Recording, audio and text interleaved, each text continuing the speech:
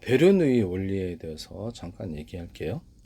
유체, 기체 및 액체의 속력이 증가하면 압력이 감소. 왜 그럴까요?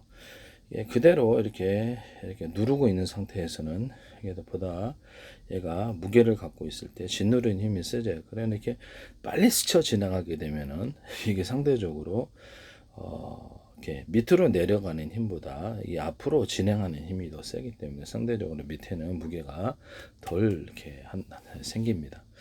고속 비행체다 그러면 그것을 빠르게 엔진의 연료를 많이 소모를 해서 빠르게 갔을 때 그 기체가 갖고 있는 무게가 있는데 그 무게가 밑으로 향하지 않고 앞으로 진행하기 때문에 무게는 밑에서 어떻게 보면 그것이 압력이 낮아진다라고 말할 수는 있겠네요. 예, 그렇지만 진공청소기나 아니면 이렇게 송풍기 같은 거 바람을 빨아들이는 양수기에서 빨아들일 때는 그쪽에는 이 베르누이 원리가 적용하지가 않습니다.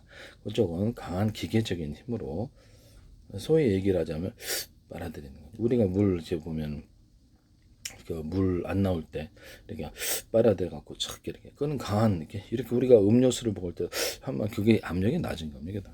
높은 거죠. 압력이 높은 압력으로 끌어들인다 하겠습니다.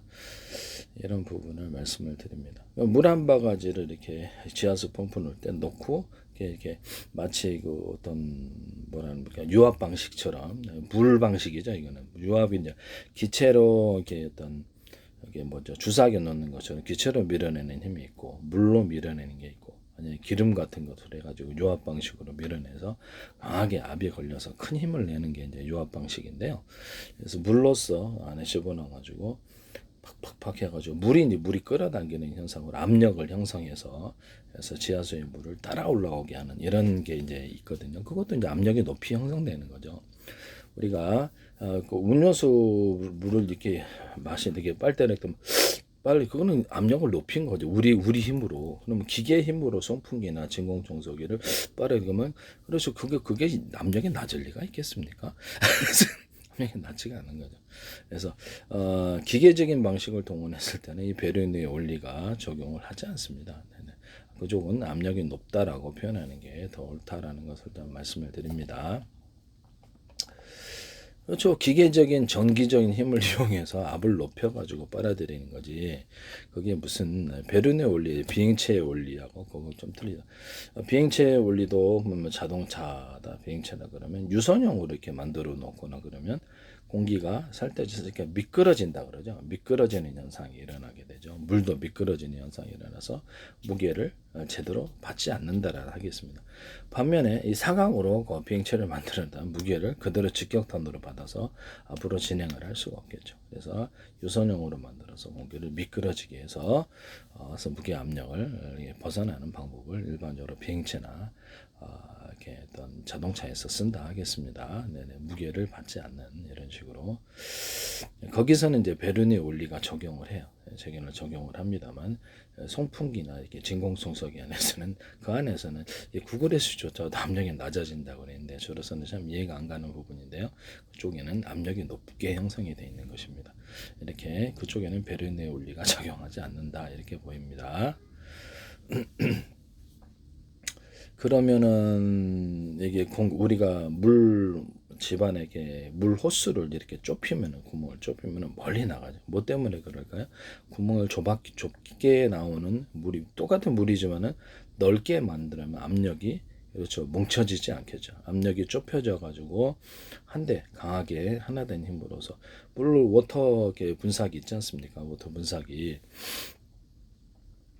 분사기로 해가지고 제가 집안에 청소하는 이것을 유리창 청소하는 거 워터를 분사를 해서 아주 모터를 분사해서 금속도 자르거든요. 이게 압을 조절해서 이것을 청소하는 자동차도 청소할 수 있고 유리창도 청소했고 바닥도 청소해 그 용이 다 유리창을 갖다 센 압력으로 하면 깨지겠죠. 그래서 그렇게 해가지고 그래서 분사하고 다시 흡수해서 청소하는 청소기에 대해서 말씀을 드렸었는데요.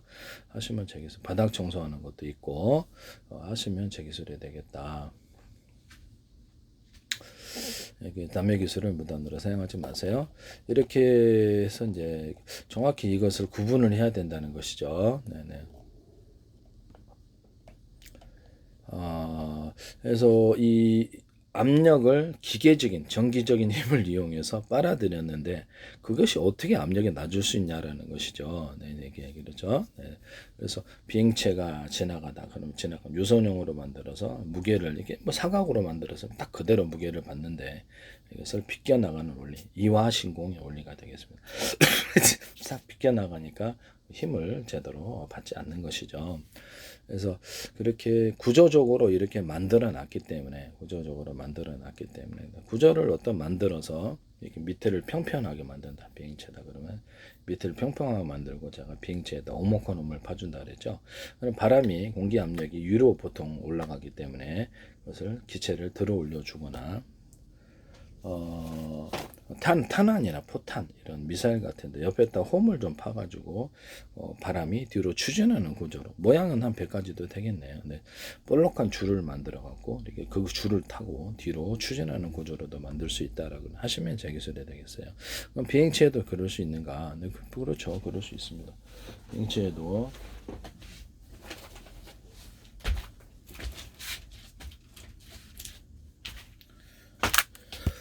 이렇게 있어요. 그러면 이게 바람이 여기를 들어가면서 윙에 따를 수도 있고 동체에 따가 닿을 수 있는데 윙 이렇게 싹 스치르고 지나가서 뒤로 추진 구조로도 만들어 놓을 수 있습니다.